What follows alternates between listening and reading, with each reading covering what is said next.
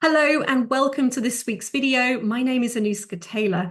Thank you so much for joining me. And on today's video, I am talking all about smiling.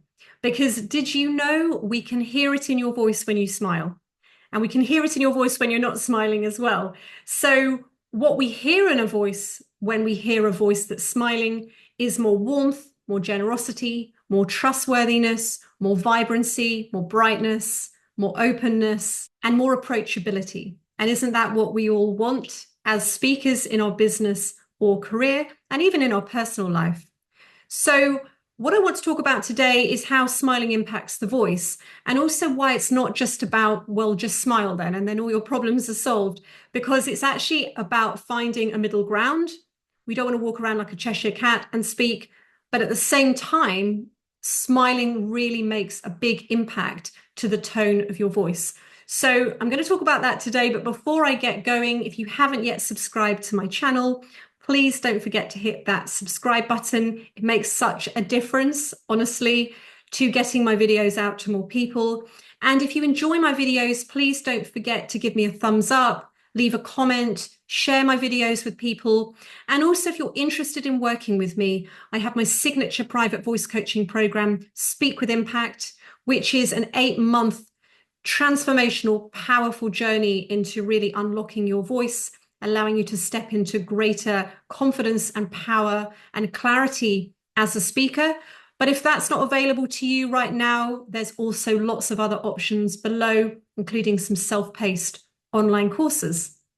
So let's talk about smiling then. And I was inspired to do this video because private client I'm working with at the moment, I gave him some feedback yesterday on a video that he'd sent me. And I said to him, I think you need to smile a bit more and see what happens to your voice. So then I thought this is actually a really important topic because it can be very confusing. Because on the one hand, smiling is actually going against what we're trying to train for optimal voice production, but also there's lots of benefits to smiling as well, as I kind of mentioned in the intro. So first of all, what happens then when we smile? Well, when we smile, we are shortening the vocal tract. Now, the vocal tract is from your larynx to your lips, and it's this tube in this kind of curved shape. And generally speaking, when we're training voices, speakers, singers, any kind of voice, for maximum power, resonance, richness, depth, clarity, we are trying to keep that vocal tract as long and open as possible.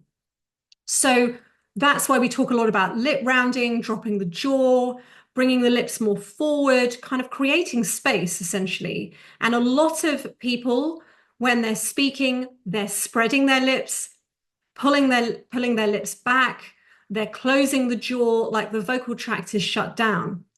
When we smile, we are shortening and constricting the vocal tract. But that doesn't mean we don't want to smile. So the reason he wasn't smiling was because I've trained him so well to get the vocal tract more open and more free and more expansive, and to get him using his lips and dropping his jaw more. But when we get really good at finding that optimal place for speech, then we want to bring a little bit of the smiling back. What I tend to find with clients is they tend to fall on one side of the coin or the other. So I have worked with many clients over the years that are very smiley. They smile through everything, every conversation that we have. And it's a challenging one because I'm like, I don't want you to not smile, but it's also hindering your voice.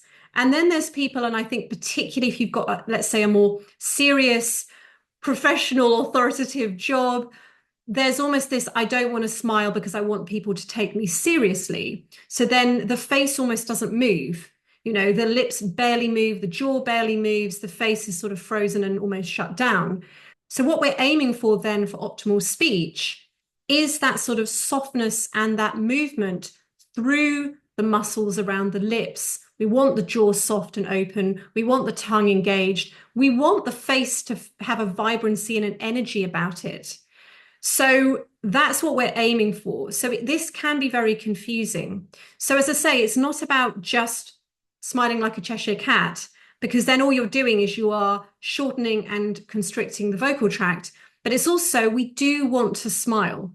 So before I talk a little bit more about that, let's just clarify. Smiling comes in many different shapes and forms. And there are three basic types of smiles. And we've got the full smile, which is really the genuine smile. And that's the smile we can really hear in people's voices. So we hear that warmth coming through their voice, and it's a genuine smile. And the genuine smile really activates the face, in particular the eyes. So the eyes tend to narrow, you get the crinkles or the crow's feet around the eyes, and the lips spread. We see the teeth. The face comes alive. The eyes are alive. It's a real aliveness. It's a real vibrancy in the face. And facial vibrancy is really important for powerful, resonant, clear, open, expressive speech. So that's the first one. That's the most genuine smile. And a lot of us struggle with that, particularly with so much of our life now on social media. We don't want people to see we've got crow's feet or wrinkles or whatever. So we tend to try and not move our face. And you see this a lot with people, particularly if they've had Botox around their eyes. So they're really talking from the bottom lip here. So the bottom lip down, so the upper chest to the bottom lip. And this is really all that's engaging. So I've said this many times before, but the voice is a full body instrument.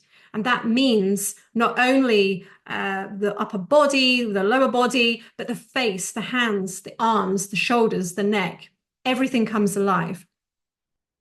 So the half smile then is where the eyes aren't really involved. So we might spread the lips, we might see some teeth, but the eyes don't really get involved that much. They basically stay the same.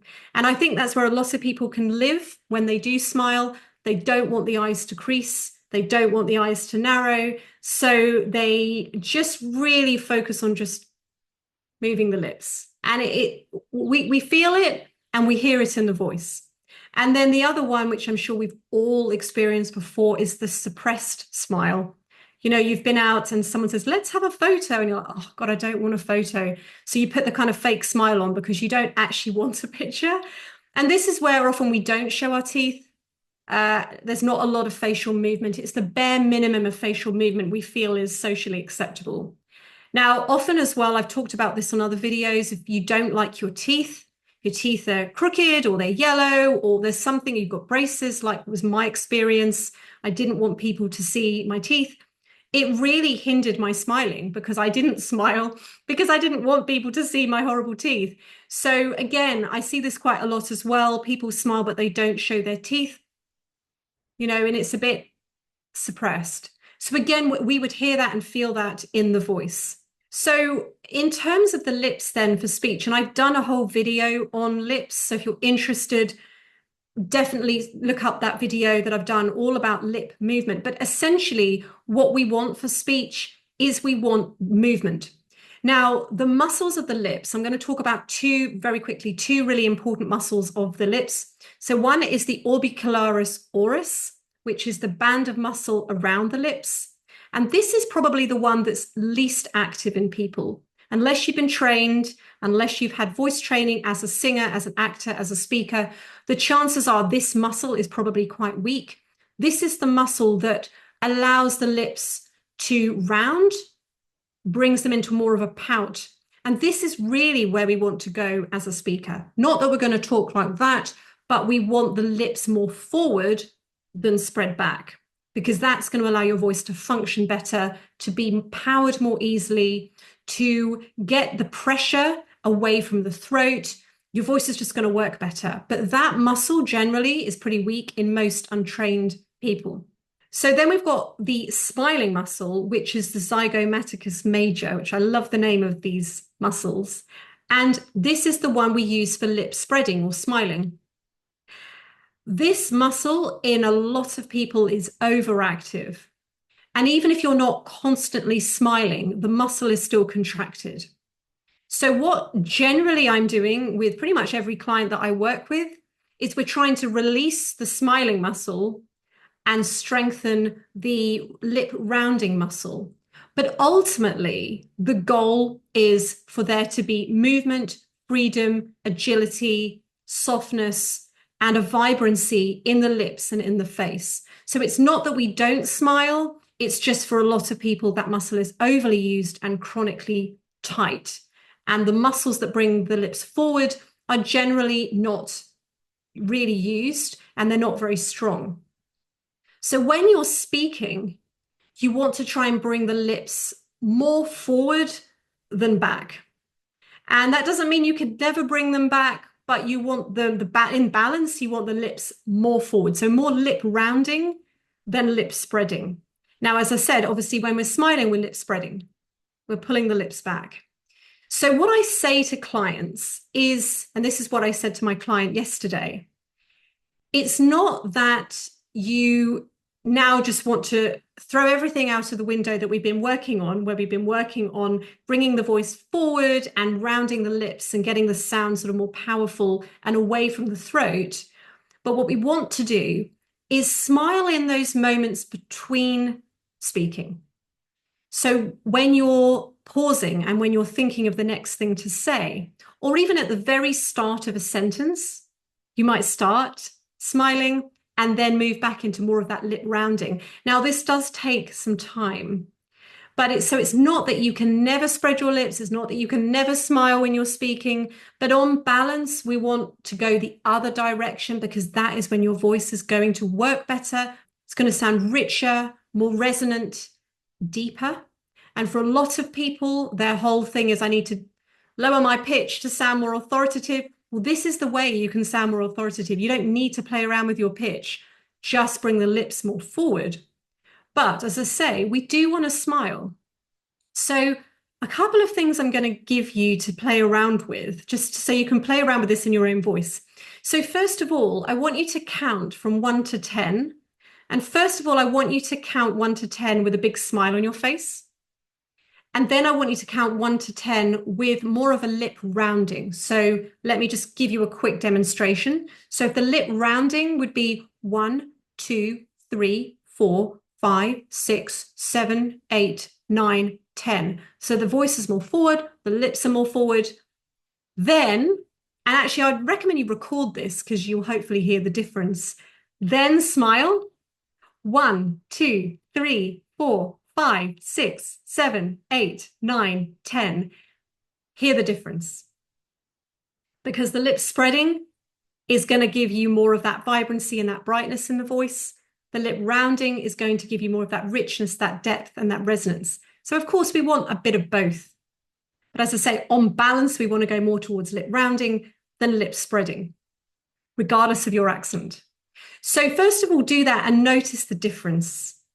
Because as I say, for a lot of people, their big thing is they want to sound more authoritative, more powerful. But if you're lip spreading through pretty much everything you say, you are in a way making it very difficult for yourself. And then I want you to take a little excerpt from something, read a little paragraph from something, doesn't really matter what it is. First of all, read it without smiling.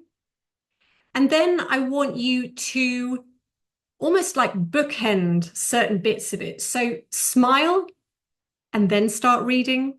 And then where there's a natural break or a pause, smile again, keep reading, and then smile again, keep reading. So see if you can kind of put some smiles in the middle of your excerpt, your article, whatever you're reading, and notice what it does.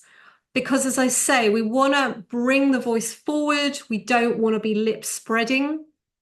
But we do want that warmth and that brightness that we get from smiling. So it's not about not smiling. And eventually what you'll be able to do is you'll get really good at smiling and then going back to more of that lip rounding and smiling and lip rounding. But you also, because you've sort of started the paragraph with a bit of smiling, the vibrancy and the brightness almost carries through. So just remember it's a balance, and on balance, we want more of the lip rounding than the lip spreading. And finally, without stating the obvious, if you smile before you start speaking, whatever you're doing, smile before you start speaking. It's going to calm you. It's going to release endorphins. You're going to feel less stressed. You're going to be able to think more clearly. So it's a win-win. It's going to help you feel more relaxed and more confident, but also it's going to bring that warmth and that brightness to your voice as well, which is so important. So I hope that that has helped, because as I say, it's not as simple as just smiling. If you just start smiling, then you're just shortening and constricting your vocal tract, and you're going to find that that's very, very limiting. So it's really finding this balance, and on balance, we want more of the lip rounding and bringing the lips more forward, softening the jaw, bringing vibrancy and energy to the face and the eyes. But then we smile and we might spread our lips on certain vowels like an E, but we don't live there. And that's what's really, really important. So it's finding the balance. And this is what can take time to develop. Because if you're used to lip spreading, then this is going to take a little bit of time to unlearn, to create a new habit that's actually going to support you when you're speaking in a much more powerful way. So thank you so much. I hope this has been really, really helpful. And as I say, check out my video on lips if you're interested to learn more about the lips and the muscles. It's really fascinating because it's all connected. It's all connected to the voice. And if you've got any comments, please post them below. If not, I will see you on next week's video.